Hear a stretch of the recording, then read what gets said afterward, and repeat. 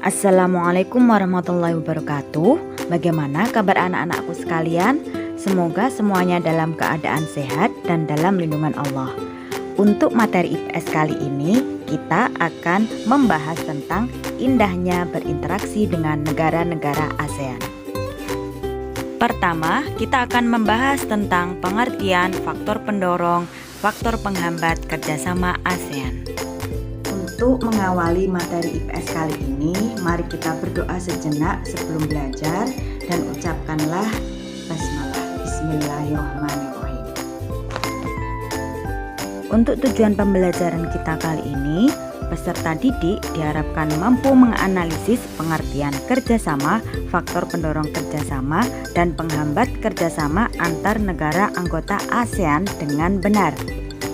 Setiap negara pasti memiliki kebutuhan, dan kebutuhan itu tidak selalu bisa dipenuhi sendiri. Oleh karena itu, tiap negara harus bekerja sama dan berinteraksi dengan negara lain, baik untuk memenuhi kebutuhan sosial, politik, ekonomi, dan bidang lainnya.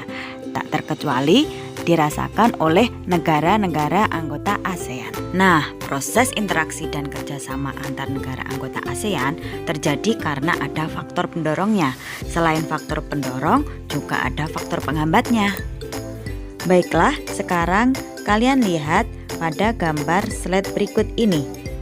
Di situ ada bendera Indonesia dan bendera Singapura, yang menandakan bahwa ada kerjasama antara Indonesia dengan Singapura. Kerjasama ini yaitu Menteri Keuangan Sri Mulyani menandatangani perjanjian atau MOU dengan Menteri Keuangan Singapura. Nah, di sini mereka saling berinteraksi melakukan kerjasama dalam hal perdagangan.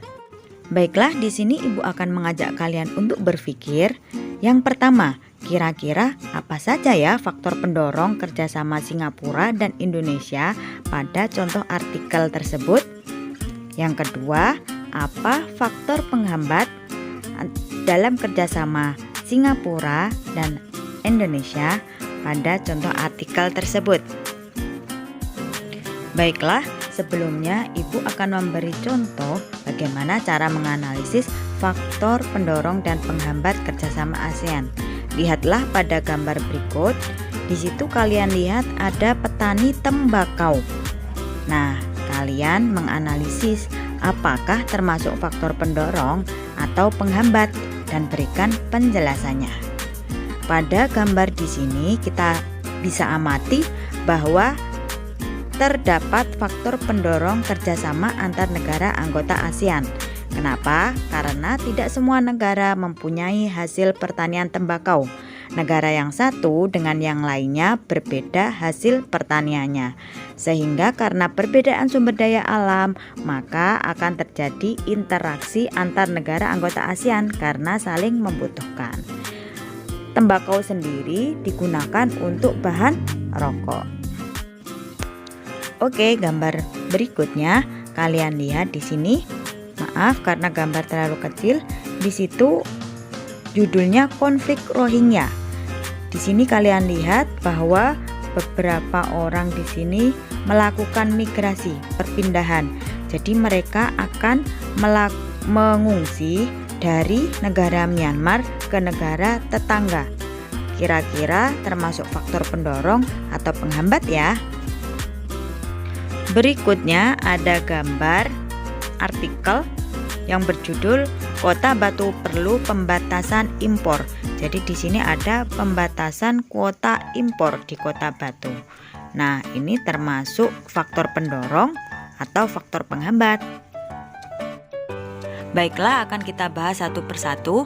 Di sini untuk konflik Rohingya sendiri merupakan konflik yang ada di Myanmar. Nah, di sini termasuk faktor penghambat kerjasama, di mana puluhan ribu penduduk Rohingya telah mengungsi di negara tetangga, diantaranya Malaysia, Thailand, dan Indonesia, yang berpengaruh pada jumlah penduduk. Kemudian beberapa negara ASEAN mendesak pemerintah Myanmar untuk menyelesaikan akar konflik Rohingya. Berikutnya, gambar pembatasan kuota impor termasuk faktor penghambat kerjasama. di mana tujuan kebijakan pembatasan kuota impor sebenarnya bertujuan baik, yaitu melindungi kepentingan dalam negeri dan meningkatkan daya saing produk lokal. Namun, di sisi lain juga menghambat kerjasama antar negara ASEAN karena barang dari luar negeri sulit untuk masuk ke Kota Batu. Baiklah anak-anakku sekalian, tadi sudah melihat beberapa contoh bagaimana menganalisis faktor pendorong dan faktor penghambat kerjasama ASEAN. Sekarang akan Ibu jelaskan sedikit. Kerjasama adalah terjalinnya hubungan antara satu negara dengan negara lainnya melalui kesepakatan untuk mencapai tujuan. Nah, tujuan ASEAN sendiri yang pertama, meningkatkan ekspor impor, kemudian mempercepat pembangunan nasional, membebaskan negara dari keterbelakangan ekonomi, dan memelihara perdamaian dunia. Faktor pendorong kerjasama yang pertama, persamaan dan perbedaan sumber daya alam. Seperti contoh sebelumnya ada pertanian tembakau. Nah, di situ adanya faktor pendorong yaitu perbedaan sumber daya alam. Yang kedua ada perbedaan teknologi. Yang ketiga perbedaan dan persamaan budaya. Kemudian letak kawasan yang strategis. Yang kelima terbatasnya kemampuan negara dalam memproduksi barang atau jasa. Yang keenam kesamaan ideologi. Berikutnya kita lihat faktor penghambat kerjasama. Yang pertama ada perbedaan ideologi. Yang kedua konflik dan peperangan. Seperti contohnya tadi ada konflik Rohingya. Kemudian yang ketiga adanya kebijakan protektif. Nah, kebijakan protektif ini kebijakan yang untuk melindungi. Seperti contoh tadi ada impor kuota impor yang dibatasi di Kota Batu. Yang keempat, ada perbedaan kepentingan tiap-tiap negara. Masih pada bahasan indahnya berinteraksi dengan negara-negara ASEAN, namun kita sekarang membahas kepada bentuk-bentuk kerjasama ASEAN. Tujuan pembelajaran yang kedua ini yaitu peserta didik diharapkan mampu menganalisis bentuk-bentuk kerjasama ASEAN dalam tabel dengan benar. Bentuk kerjasama ASEAN di bidang sosial.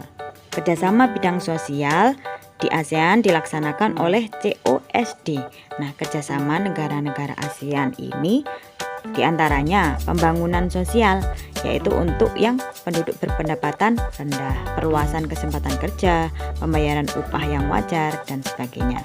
Kemudian membantu kaum wanita dan pemuda dalam usaha pembangunan, menanggulangi masalah kependudukan, pengembangan sumber daya manusia, peningkatan kesejahteraan, program peningkatan kesehatan, dan juga peningkatan kerjasama memberantas narkotika.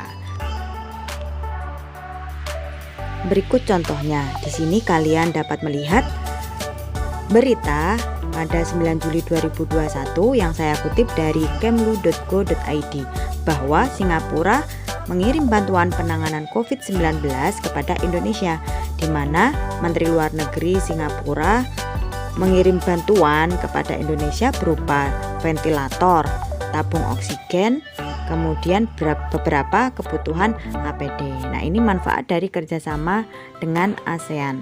Salah satunya anggota ASEAN yaitu Singapura.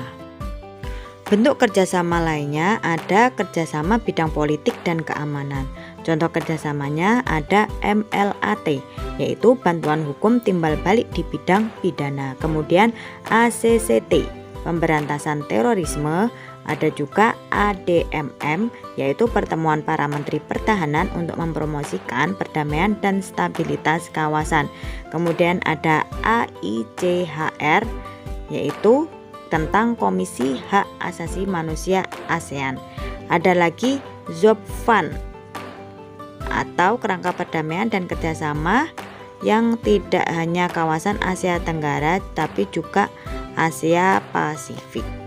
Ada juga penyelesaian sengketa laut Tiongkok Selatan, kemudian kerjasama pemberantasan kejahatan lintas negara seperti perdagangan obat terlarang, penyelundupan, pencucian uang, perdagangan manusia, kejahatan internet, dan lain-lain. Kemudian ada juga kerjasama bidang hukum seperti bidang migrasi.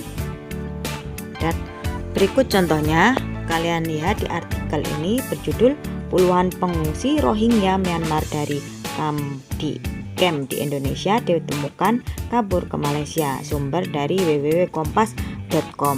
Nah, di sini kalian lihat banyak pengungsi dari warga Rohingya tiba ke Indonesia. Tapi setelah tiba ke Indonesia, ternyata tujuan mereka adalah Malaysia. Jadi Indonesia untuk transit. Nah, di sini Indonesia telah menampung banyak komunitas Rohingya, bahkan sekarang masih ya, yang letaknya di Aceh. Kemudian setelah itu diadakanlah pertemuan para menteri luar negeri negara-negara anggota ASEAN yang disebut AMM.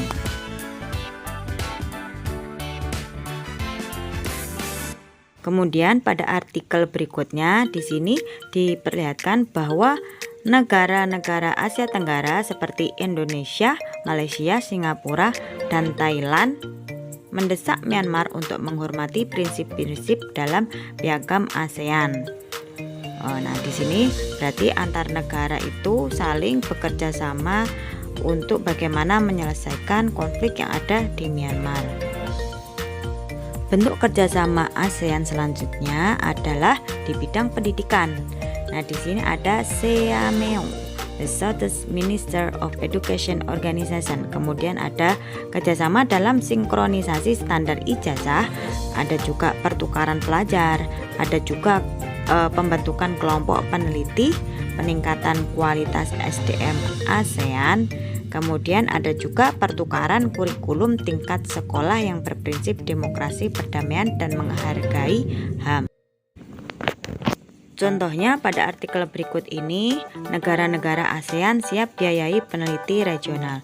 Nah, pada pertemuan di Bali yang diadakan tahun 2019 ini, beberapa negara anggota ASEAN mengadakan rapat terkait kerjasama dalam bidang penelitian.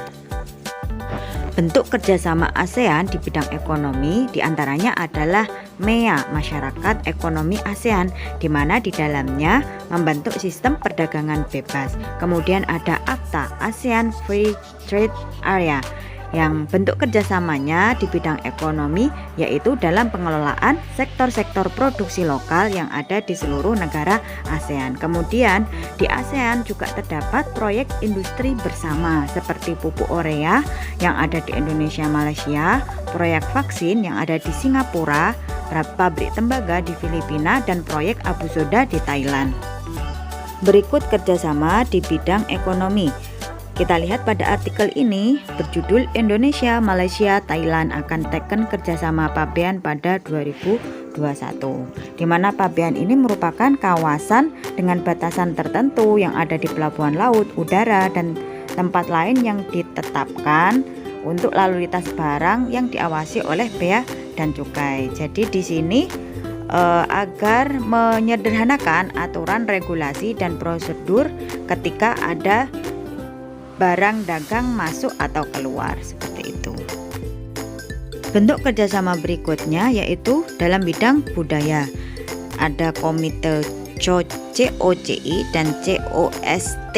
Nah, bentuk kerjasamanya seperti pertukaran acara radio dan TV, festival film ASEAN, dan kesepakatan bidang pariwisata disebut ATA, dan pesta olahraga 2 tahun sekali yaitu SEA Games.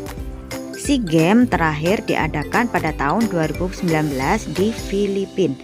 Nah, seharusnya SEA Games ada lagi di tahun 2021 di Vietnam. Karena sekarang masih pandemi, maka SEA Games 2021 resmi dinyatakan untuk diundur.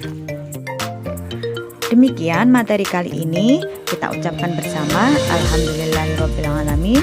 Ibu mohon maaf jika ada salah-salah kata. Semoga bermanfaat. Wassalamualaikum warahmatullahi wabarakatuh.